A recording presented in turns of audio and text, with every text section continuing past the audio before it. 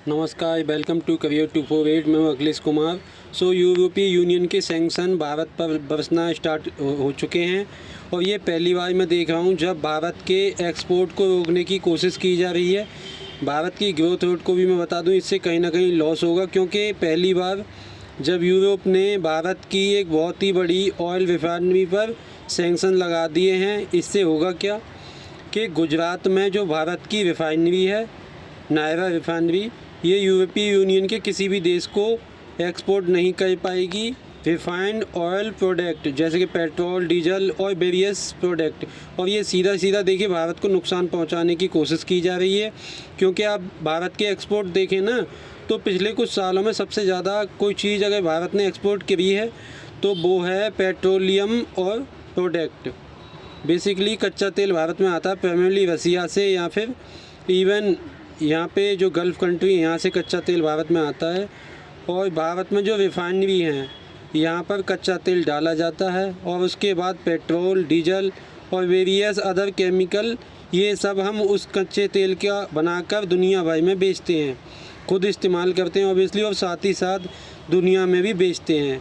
इससे देखिए भारत में बिलियंस ऑफ डॉलर्स का रेवेन्यू अर्न किया है। और इंटरेस्टिंग बात देखिए, सबसे ज़्यादा जो हमारे पेट्रोलियम प्रोडक्ट जो हम एक्सपोर्ट करते थे वो जाते थे यूरोपियन देशों को। तो अब ये जो सैंक्शन लगा दिए हैं ना, पहली बार हम देख रहे हैं कि यूरोपीय यूनियन सीधा इंडियन रिफाइनरी को टारगेट कर रहा है। क्योंकि इससे होगा क्या, गुजरात में जो ये नायरा रिफाइनरी है, इससे जो भी पेट्रोलियम प्रोडक्ट कुछ भी एक्सपोर्ट किया जाता है तो यूरोपीय यूनियन बाय लॉ लाइट्स हैं कि उस एक्सपोर्ट को वो अपने देश में एंट्री नहीं देंगे। और इससे पहले मैं आपको बता दूं, कभी भी यूरोप ने ऐसा नहीं किया। ये पहली बार है जब सीधा सीधा भारत की एक रिफाइनरी को किया जा रहा है टारगेट। और चिंता का विषय ये है कि अगर ये नया ट्रेंड बन गया कि अब भारत की इकोनॉमी को नुकसान पहुंचाना है, भारत के जो एक्सपोर्ट हैं जो लगातार बढ़ते जा रहे हैं, कहीं ना कहीं इनको नुकसान पहुंचाना है, तो सीधा भारत की जो ऑयल रिफाइनरी है उनको टारगेट करो, ये नया ट्रेंड बन गया, तो इससे डेफिनेटली भारत को लॉस होगा। अब यहाँ पे आप सवाल पूछेंगे कि ये गुजरात की नायरा रिफाइनरी है, स्पेसिफिकली इस पर ही सैंक्शन क्यों लगाए गए हैं। देखिए यहाँ पे आता है रसिया एंगल। जो नायरा एनर्जी लिमिटेड है, जो पूरी कंपनी है, इसमें 49% स्टेक है रसिया की सरकारी ऑयल कंपनी रोसनेफ्ट का। और रोसनेफ्ट ने नायरा एनर्जी को काफ़ी कमेंट दिया, काफ़ी हद तक इनको टेक्नोलॉजी बताई कि किस तरीके से आप जो रसिया का कच्चा तेल है इसको एफिशिएंटली आप रिफाइन कर सकते हो दुनिया भर में एक्सपोर्ट करने के लिए। इससे भारत का भी फ़ायदा होता था, ऑब्वियसली बात है, इसका रसिया का भी फ़ायदा होता था। तो यूरोपीय यूनियन ने स्पेसिफिकली इस रिफाइनरी को टारगेट किया है, क्योंकि यहाँ पे ये काफ़ी बड़ी ओनरशिप थी रसिया की। हालांकि मेजॉरिटी ओनरशिप रसिया के पास नहीं थी। मेजॉरिटी ओनरशिप जैसे आप जानते हैं 51% पर मिलती है। यहाँ पे 50% से ऊपर जब स्टेक हो जाता है तब मिलती है मेजॉरिटी ओनरशिप। तो बिना मेजॉरिटी ओनरशिप के भी अगर इनको कहीं पर रसियन सरकार कंपनी का ट्रेस भी मिल गया ना, तो सीधा सीधा अब इन्होंने रिफाइनरी पर सैंक्शन लगाने स्टार्ट कर दिए। ऑब्वियसली भारत ये नहीं सहेगा, क्योंकि अगेन देखिए ये काफ़ी हद तक इंडिया के जो इंटरनल इशू हैं कि हम लोग किस तरीके से ऑपरेट करते हैं हमारे देश में, हम एक प्रोडक्ट को कैसे एक्सपोर्ट करते हैं, उसमें इंटरवेंशन है। तो इंडिया ने सीधा सीधा यहाँ पे फिर से बोला कि डबल स्टैंडर्ड दिखाए जा रहे हैं, क्योंकि यूरोपीय यूनियन आज भी रसियन ऑयल परचेज़ कर रहा है। ये बात हमारे पेट्रोलियम मिनिस्टर ने फिर से दोहराई कि यूरोपीय यूनियन एक आफ्टरनून में, एक दोपहर में उतना ऑयल परचेज़ करता है रसिया से जितना भारत एक क्वार्टर में, मतलब 3 महीने के अंतराल में जितना ऑयल परचेज़ करता है, उससे ज़्यादा यूरोप एक दोपहर को परचेज़ कर लेता है।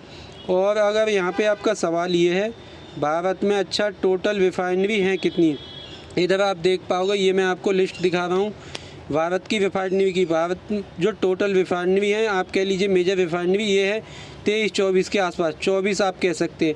इस पे से नंबर 2 पर आपको दिख जाए नायरा एनर्जी की रिफाइनरी। इस रिफाइनरी का नाम है बद्रीनाथ रिफाइनरी, इसी ने रसिया का 49% स्टेक है।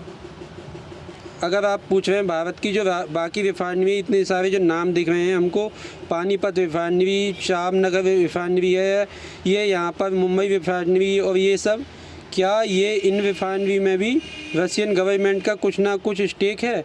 तो इसका आंसर है नहीं। एक ही रिफाइनरी थी भारत की जहाँ पर रशियन गवर्नमेंट का स्टेक था। बट प्रॉब्लम यहाँ पर ये आती है कि यूरोप ने ना पहली बार एक ऐसा इकोनॉमिक शस्त्र का इस्तेमाल किया है जिसको यूज़ करने के लिए कल को वो कोई भी लॉजिक लगा सकते हैं।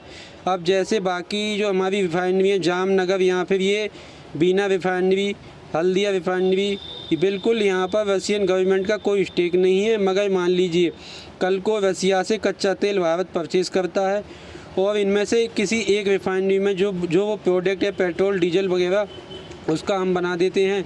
अब यूरोपीय यूनियन को कहीं से पता लग जाता है, बिल्कुल लाइव डेटा उनको मिल जाता है कि ये कच्चा तेल रसिया का आया है यहाँ पर और इन रिफाइनरी में इसको प्रोसेस करके रिफ़ाइन किया जा रहा है, इसके जो प्रोडक्ट हैं ये बनाए जा रहे हैं। उस केस में एक बार को यूरोप ये भी तर्क लगा सकता है कि ये जी हम इन सब रिफाइनरी पर भी लगा देंगे सैंक्शन प्रतिबंध, और ये जो प्रतिबंध है ये है भी बहुत ज़्यादा कड़े, सीधा यूरोपीय मार्केट का एक्सेस बंद हो जाता है इससे।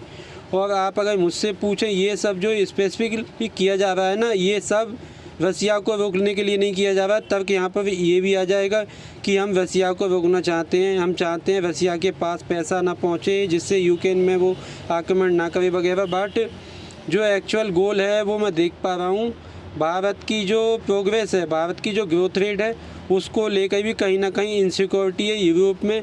ये कहीं ना कहीं बाधा डालने चाहते हैं। जो हमारे एक्सपोर्ट हैं पेट्रोलियम एक्सपोर्ट, वहाँ पर प्रॉब्लम ये खड़ी करते हैं। और अभी तो मैं देखो शुरुआत है, मान लीजिए हाइपोथेटिकली स्पीकिंग जो रसिया सैंक्शन एक्ट यूएस पास करने में लगा है, अगर वो पास हो जाता है ना तो आप कह लीजिए यूएसए से भी सैंक्शन की बारिश होगी जो इंडिया के एक्सपोर्ट को हिट कर सकती है बुरी तरीके से। अब अगला सवाल आपका यहाँ पे ये आएगा कि क्या रसिया की जो फ्यूचर इन्वेस्टमेंट होनी थी भारत में वो भी अब रुक जाएगी। ऑब्वियसली देखिए भारत का हर तरफ से यहाँ पे लॉस हो रहा है। एक तो एक्सपोर्ट हमारी जो डेस्टिनेशन थी एक रिफाइनरी की वो ब्लॉक कर दी गई है, बाकी रिफाइनरी पर ये क्या प्रतिबंध लगाएंगे, फ्यूचर में क्या करेंगे वो पता नहीं, क्योंकि इनकी जो भाषा है वो ऐसे ही है कि 50 दिन का टाइम दे रहे हैं, जल्दी से ये इशू रिजॉल्व करो, जल्दी से व्लादिमीर पुतिन को कॉल करो, बोलो कि ये सीज फायर करवाएँ यूक्रेन में। अगर वो नहीं होता तो उसके बाद जो भी कंट्री रशियन ऑयल परचेज़ कर रही हैं सब पर ये लगा देंगे सैंक्शन। इस मूव से ऑब्वियसली देखिए यूरोप में महंगाई बढ़ेगी, क्योंकि भारत से जो सस्ता पेट्रोल डीजल इंपोर्ट करते थे ये नहीं आएगा वहाँ पर, और ऑब्वियसली बात है महंगाई सीधी बढ़ने वाली है। भारत में इन्वेस्टमेंट की मैं बात करूँ, रसिया ने $20 बिलियन की इन्वेस्टमेंट करी है भारत के सेक्टर में। इसमें जो मेन इन्वेस्टमेंट है गुजरात की एक रिफाइनरी में गई थी। उसके अलावा भी 2024 में रिपोर्ट पब्लिश हुई थी कि पुतिन इंटरेस्टेड हैं कि भारत में भी इतनी सारी ऑयल रिफाइनरी, रसिया के पास कच्चा तेल है, रसिया बिलियंस ऑफ डॉलर भारत में निवेश कर सकता है। हमारी वेरियस रिफाइनरी को हम अपग्रेड कर सकते हैं, उनकी जो कैपेसिटी है ऑयल को रिफाइन करने की वो हम बढ़ा सकते हैं। बट ऑब्वियसली जो अभी करंट और जियो पॉलिटिकल सिचुएशन है ये देखते हुए लगता नहीं है कि ये हो पाएगा। तो अपने आप में ये ट्रेजिक है। अगर ये सब ना होता कि काफ़ी हद तक आप कह लीजिए यूक्रेन रसिया का सीज फायर हो जाता, तो उस केस में रसिया परहैप्स 30 से 40 बिलियन डॉलर भारत के ऑयल सेक्टर में निवेश कर लेता।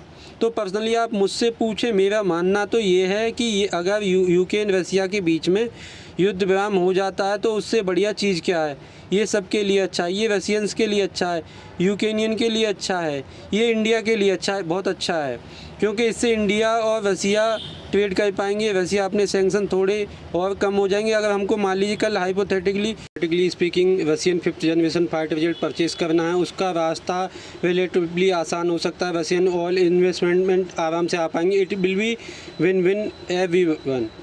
मगर प्रॉब्लम यहाँ पे यही है कि सीज फायर का वातावरण बनता है, फिर अचानक से कोई एक बड़ा अटैक हो जाता है और सारी बातचीत टूट जाती है। मैं रिसेंटली देख रहा था, गार्डियन ने एक आर्टिकल पब्लिश किया था, बहुत ही अच्छा आर्टिकल है, एक पूरा एनालिसिस है, 5 दिन पुराना है, जहाँ पर ये कहते हैं कि यूक्रेन को एक ऐसे भविष्य के लिए तैयार रहना होगा जहाँ पर कोई सीज फायर होगा ही नहीं। मतलब यहाँ पे बात की जा रही है यूक्रेन रसिया बाहर हो सकता है 1 दशक तक, आने वाले समय तक चलती ही रहे और कोई सीज फायर वगैरह कुछ नहीं होगा। अगर ऐसा होता है तो ये डेवेस्टेटिंग होगा कई देशों के लिए, भारत के लिए कहीं से भी बेनिफिशियल नहीं है।